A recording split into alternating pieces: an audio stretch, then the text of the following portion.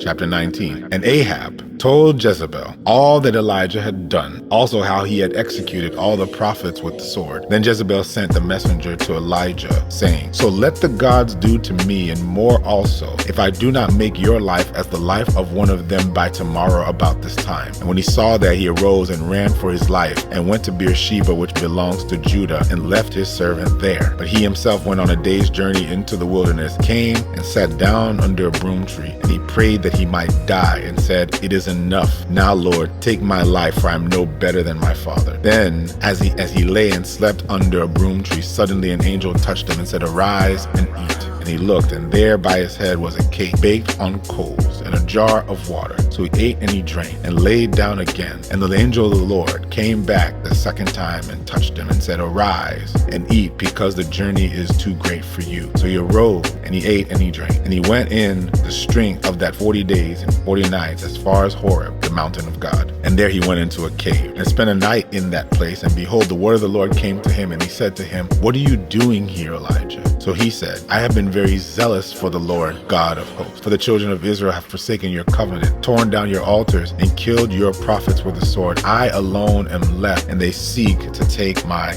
life. Then he said, Go out and stand on the mountain before the Lord. And behold, the Lord passed by, and a great and strong wind tore into the mountains and broke the rocks in pieces before the Lord. But the Lord was not in the wind. And after the wind, an earthquake, but the Lord was not in the earthquake. And after the earthquake, a fire, but the Lord was not in the fire. And after the fire, a still small voice. So it was, when Elijah heard it, that he wrapped his face in his mantle, and he went out and stood in the entrance of the cave. Suddenly, a voice came to him and said, What are you doing here, Elijah? And he said, I've been very zealous for the Lord God of hosts, because the children of Israel have forsaken your covenant, torn down your altars, and killed your prophets with the sword. I alone am left, and they seek to take my life. Then the Lord said to him, Go, return on your way to the wilderness of Damascus, and when you arrive, anoint Hazael as king over Syria, as you shall anoint Jehu the son of Nimshi as king over Israel, and Elisha the son of Shaphat of Abel Mahola you shall anoint as prophet in your place. It shall be that whoever escapes the sword of Hazael, Jehu will kill, and whoever escapes the sword of Jehu,